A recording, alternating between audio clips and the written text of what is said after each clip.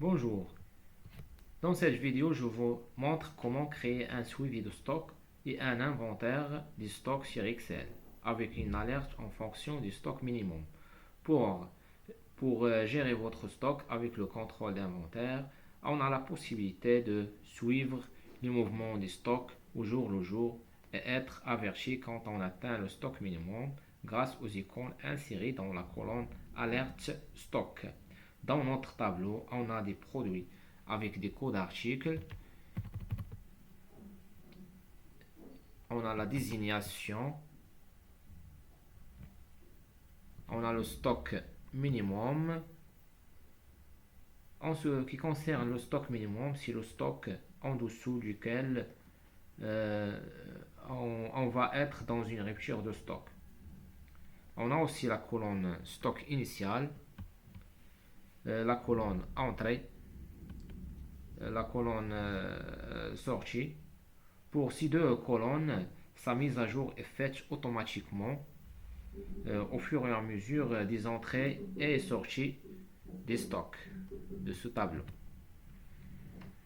Dans la colonne alerte du stock, on va insérer des icônes visuelles ou bien on va se concentrer euh, sur le résultat de la formule qu'on va utiliser. Et ici, je vais insérer une autre colonne pour afficher les alertes stock. D'accord. On a aussi la colonne stock final. On a aussi le prix unitaire de l'article. On a la valeur du stock de chaque article. On a aussi le montant total du stock. Pour obtenir la valeur du stock final, on clique sur est égal. On clique sur la colonne du stock initial plus les entrées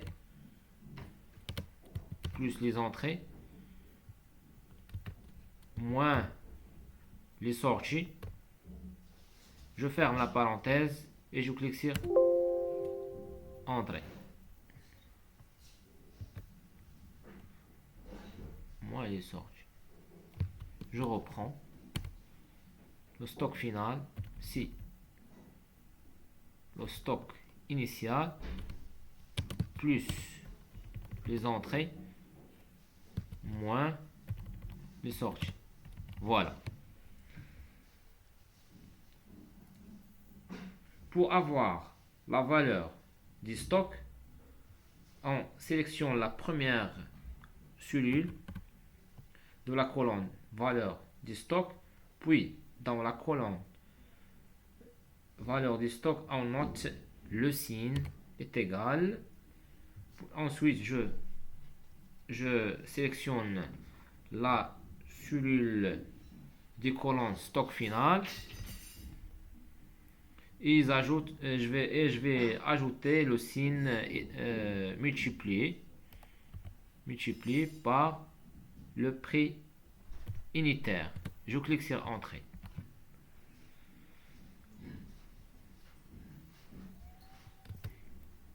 En ce qui concerne la somme des montants du stock, on sélectionne la cellule située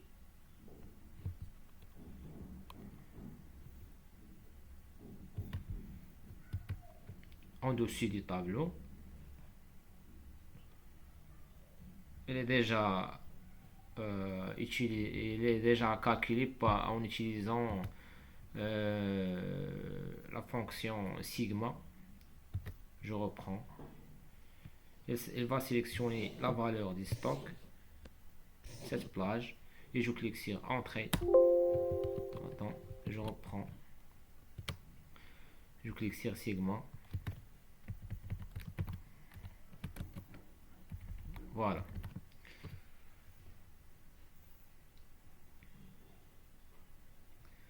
Voilà le montant total du stock. Dans le tableau des entrées et sorties du stock, on va indiquer les entrées et les sorties en fonction des dates. On commence à noter les dates, puis saisir les codes d'articles. Donc, je commence par exemple par le 1 janvier. Donc ici, j'ai besoin des codes d'articles. Pour saisir les codes d'articles, pas la peine de chaque fois de saisir ces articles manuellement. Je dispose ces codes d'articles. Donc, je vais me baser sur cette base. Pour les avoir dans notre tableau, il faut créer une liste déroulante. D'accord? Donc, pour la créer dans l'onglet données, je choisis la validation des données. Clique ici, validation des données. Je sélectionne liste. Voilà. Et la source, je choisis cette source. D'accord? Donc, je clique sur OK. Voilà. On ouvre la liste déroulante. Je sélectionne le code d'article. Voilà. Moi, je sélectionne le premier code d'article. D'accord? Je clique sur tabulation dans la cellule qui suit où s'affiche la désignation du code d'article. On utilise, pour avoir la désignation, on utilise la fonction recherche X. Cette fonction nous permet de rechercher le code d'article dans une plage de données et renvoyer la désignation correspondante. Pour obtenir dans la barre de formule, voilà, je clique sur est égal. Voilà, je clique sur est égal. Je tape la fonction recherche X. J'ouvre la parenthèse.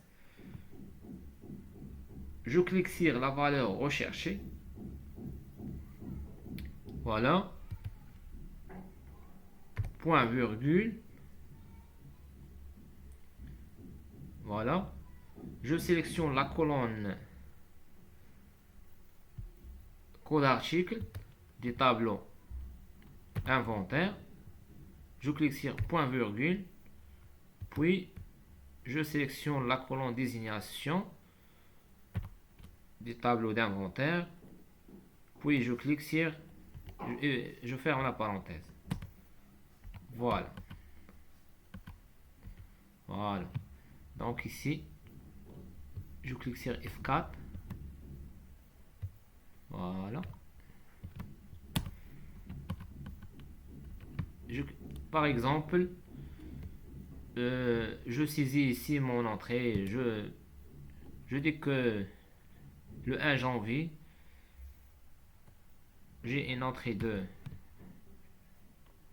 un seul article et sortie de 2, exemple. Voilà. Ici,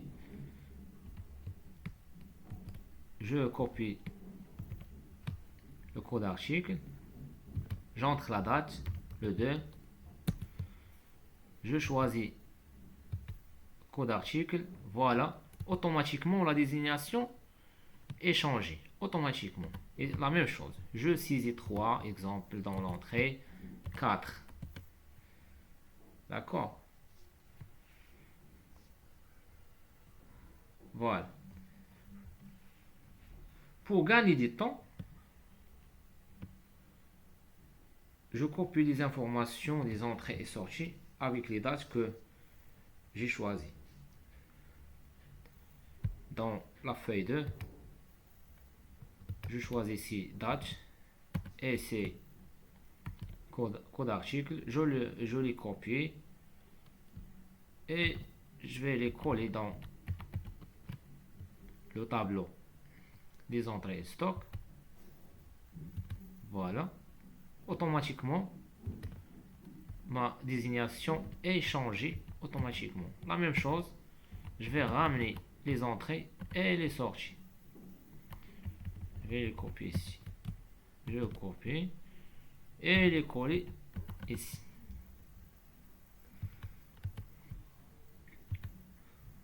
Voilà.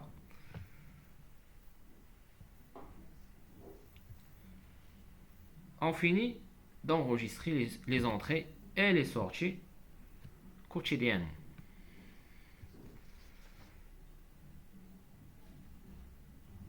Dans le tableau d'inventaire, il faut que les quantités des entrées et sorties des stocks soient figurées dans le tableau d'inventaire. C'est-à-dire les quantités affichées ici et les sorties affichées ici doivent être figurées dans le tableau d'inventaire. D'accord?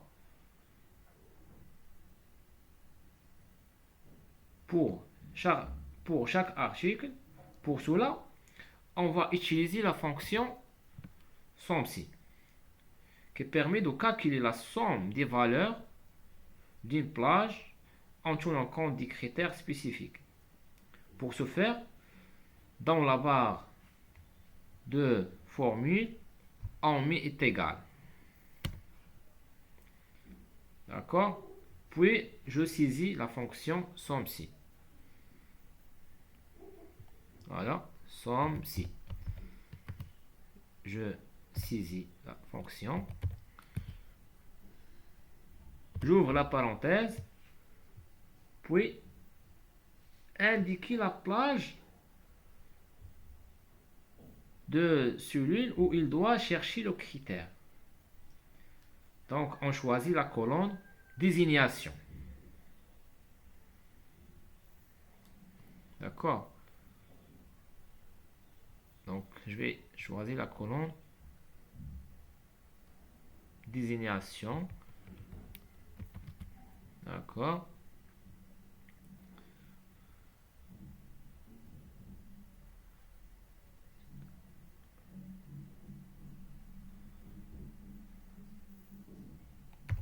Point virgule.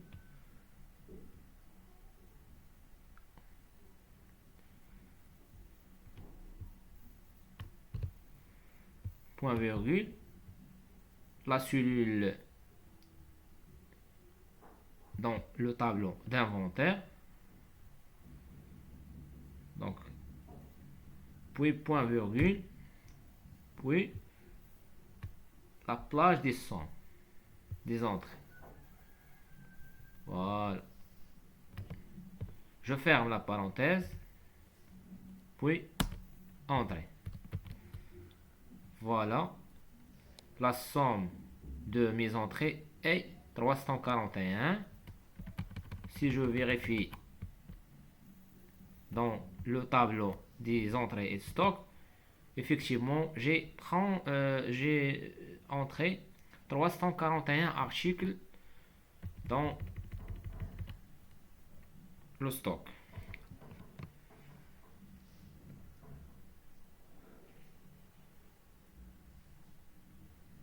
La même chose pour les sorties. Je clique sur SOMSI dans la barre de formule SOMSI. Je clique sur SOMSI. J'ouvre la parenthèse. Je sélectionne la désignation ou bien la plage des désignations dans le tableau des entrées et sorties. Puis, je clique sur point virgule. Puis, la désignation ou bien la cellule dans le tableau d'inventaire. Point virgule. Puis, la plage des sommes dans le tableau des entrées et sorties. Voilà, cette plage. Puis, je ferme la parenthèse. Puis, entrer. Voilà, j'ai entré, j'ai sorti 481 articles. Je vérifie dans le tableau des entrées et des stocks. Je clique ici, accueil, 100, voilà, voilà. Donc, très bien.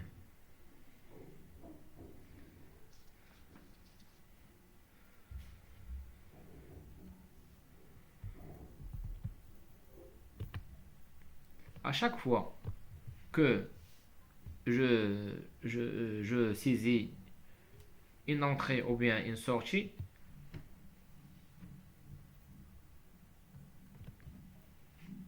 la quantité sera ajoutée automatiquement selon le tableau d'inventaire de stock.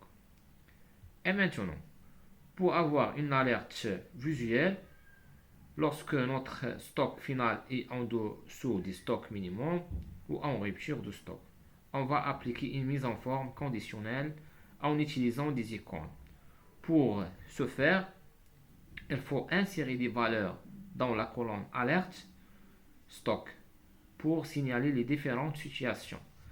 Dans notre tableau, on indique à Excel que si le stock final est inférieur ou égal à 0, il faut afficher 0.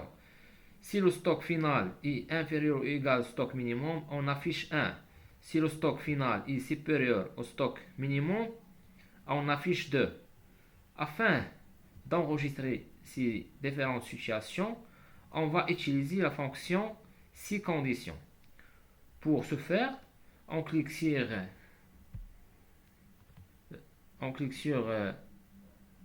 est égal dans la barre de formule.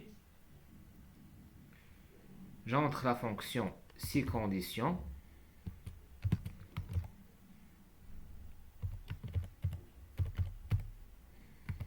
J'ouvre la parenthèse.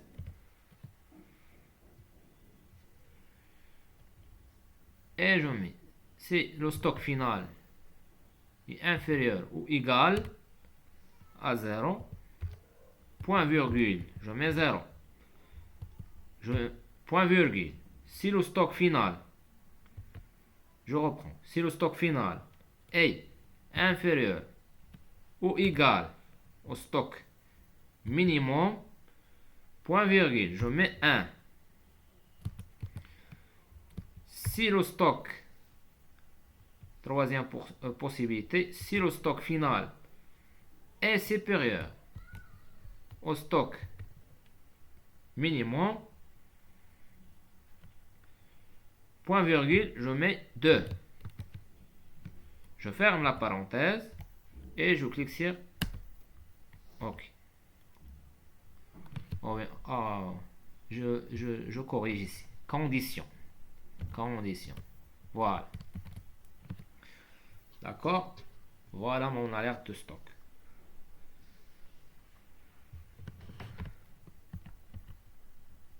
Donc, j'ai déjà ajouté cette colonne pour que mon résultat soit affiché comme forme d'icône. Donc, je copie ici ces informations. Je les copie ici.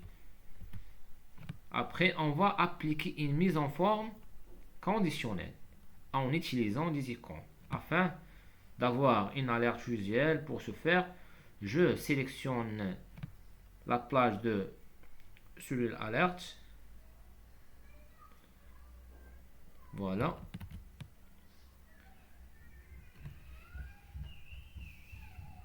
Puis, dans l'onglet Accueil, je clique sur Mise en forme conditionnelle.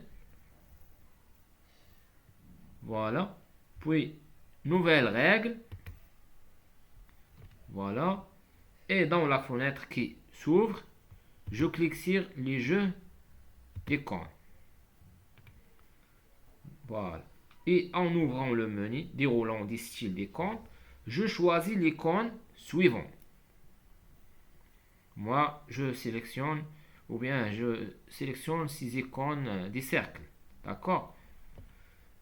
J'ai par défaut le pourcentage.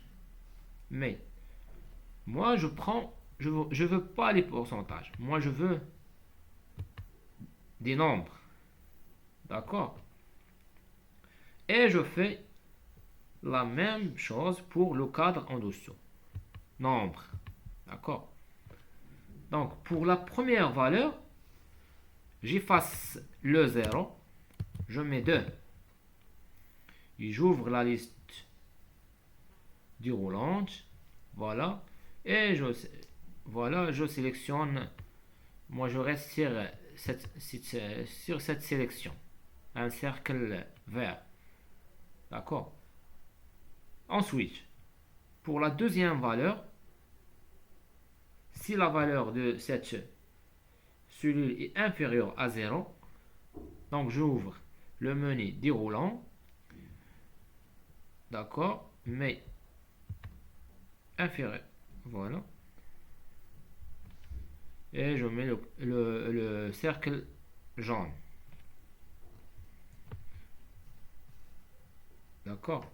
Enfin, si la valeur est inférieure à 0,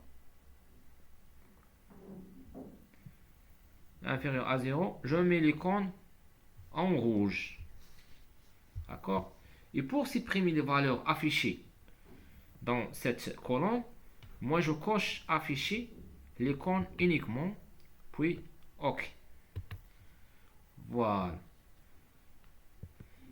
Voilà mon affichage. À présent, pour gérer facilement nos différentes alertes de stock, si je veux uniquement les articles dans le stock est inférieur ou égal au stock minimum, alors en cliquant sur le curseur filtre, voilà, et je décoche, puis je sélectionne tout, puis je sélectionne le 1 qui est la valeur correspondante à l'icône orange. Et je confirme par OK. Pour visualiser les articles qui sont en rupture de stock, j'ouvre le filtre. Voilà.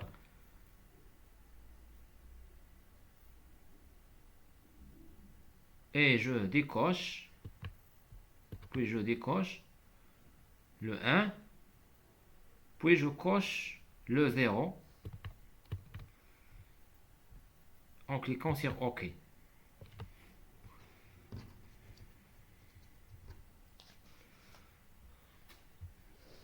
Je supprime la dernière colonne la dernière ligne de ce tableau parce qu'il ne contient pas des informations. Et voilà. Vous savez comment créer sur Excel un suivi de stock avec inventaire, bien sûr, plus une alerte en fonction du stock minimum. Et voilà, c'est à vous d'essayer. N'oubliez pas de vous abonner pour ne pas rater les prochaines vidéos. Et merci.